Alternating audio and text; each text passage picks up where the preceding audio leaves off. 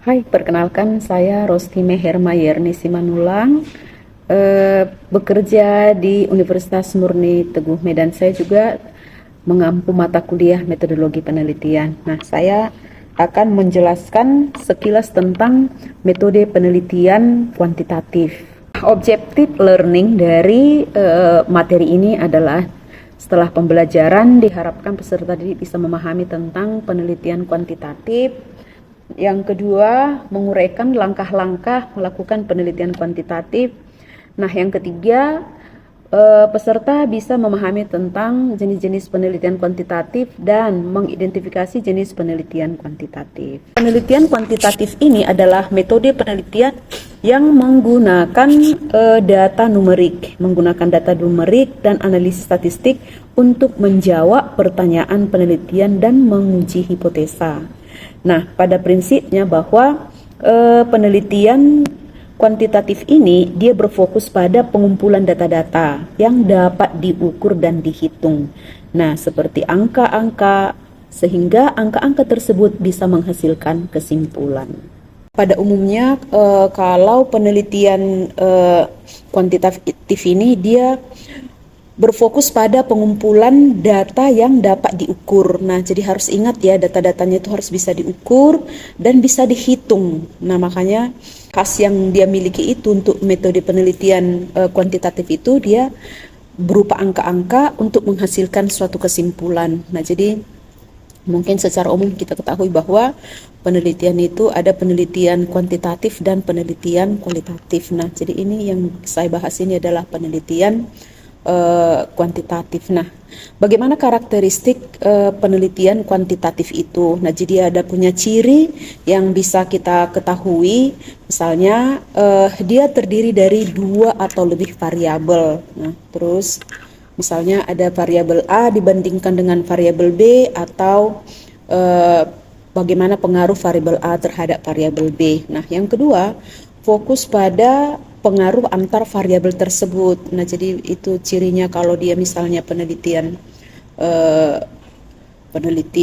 kuantitatif. Nah, selanjutnya dia punya ciri yang ketiga, menggunakan dan sampel ya dan prinsip keterwakilan. Nah, jadi misalnya dia dari sekian populasi bisa kita hitung berapa persen sampel dia itu sehingga dia bisa merepresentatif dari populasi tersebut. Nah, jadi untuk menentukan jumlah sampel ini atau besar sampel ini bisa kita gunakan beberapa rumus. Nah, ada rumus Slovin, ada rumus menurut si Harry King, terus ada juga menurut si Nur Salam. Nah, tergantung kita mana yang kita gunakan. Nah, terus selanjutnya dia bersifat objektif. Nah, kenapa dia bersifat objektif?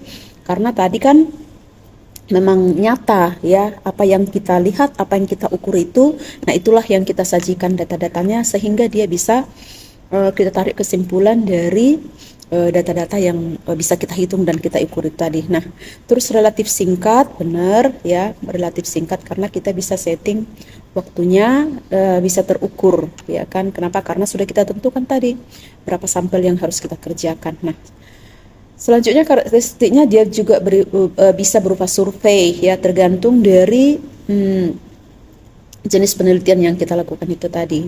Nah, juga ada dia karakteristiknya dia ada eksperimen. Nah, kita harus melakukan uji coba ya terhadap variabel yang kita teliti itu tadi. Nah, ada juga dia bisa melakukan alat yang kita gunakan itu ketika melakukan penelitian kuantitatifnya ini berupa kuesioner ya, kuesioner yang kita gunakan. Nah, selanjutnya langkah-langkah untuk melakukan penelitian kuantitatif ini, yang pertama harus merumuskan masalah dulu.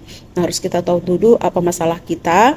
Nah, setelah itu kita lakukan studi pustaka. Nah, kita cari beberapa literatur yang mendukung penelitian yang akan kita lakukan itu tadi. Nah, setelah itu barulah kita ajukan hipotesa kita. Apakah dia hipotesa 0 atau hipotesa alternatif, terserah yang mana yang mau kita lakukan. Terus kita lanjutkan dengan kita tentukan metode penelitian apa ya kan. Metode penelitian apa yang kita lakukan, lalu kita menyusun instrumennya dan mengumpulkan dan menganalisis data-datanya ya. Akhirnya dari kesemuanya itu lalu kita tariklah kesimpulan ya. Selanjutnya, jenis penelitian kuantitatif itu dibagi beberapa jenis. Yang pertama dia ada korelasi.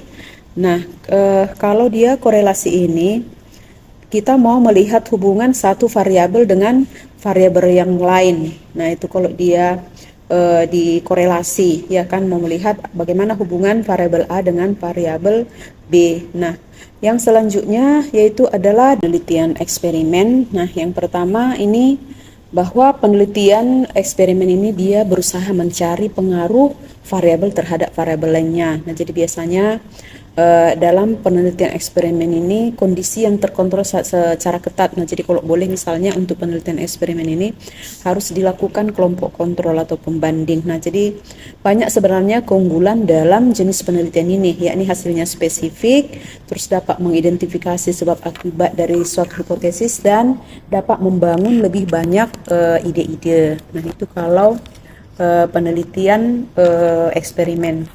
Selanjutnya penelitian deskriptif, yaitu jenis penelitian ini adalah penelitian kuantitatif yang menggambarkan variabel secara real, ya, atau apa adanya dengan data-data berupa angka yang dihasilkan dari keadaan yang sebenarnya. Nah, jadi penelitian ini menggunakan teknik pengambilan data melalui kuesioner, boleh, ya, observasi dan hingga juga wawancara. Nah, selanjutnya penelitian survei. Nah, jadi kalau penelitian survei ini penelitian yang dilakukan pada populasi besar, ya kan, ataupun kecil, tetapi data yang dipelajari adalah data sampel yang diambil dari populasi tersebut. Nah, jadi dengan melakukan penelitian survei ini tadi, maka kita bisa menemukan kejadian-kejadian relatif yang distribusi dan hubungan antara variabel sosiologis dan psikologisnya. Jadi bisa kita lihat melalui itu tadi penelitian survei. Nah, selanjutnya jenis penelitian komparatif. Nah, namanya compare dalam bahasa Inggris, dia dibandingkan. Ini merupakan sebuah penelitian yang membandingkan keberadaan satu variabel, ya, atau lebih pada dua atau lebih sampel yang berbeda. Nah, jadi ini harus berupaya untuk mencari hubungan dasar dari sebab akibat, ya. Itu di penelitian komparatif. Nah, selanjutnya penelitian inferensial. Ini merupakan jenis penelitian di mana peneliti harus melakukan hipotesis terlebih dahulu. Nah, jadi penelitian inferensial ini adalah menguji suatu hipotesis dan mengaitkan antara satu variabel dengan variabel yang lainnya. Nah, demikianlah jenis penelitian kuantitatif. Oke.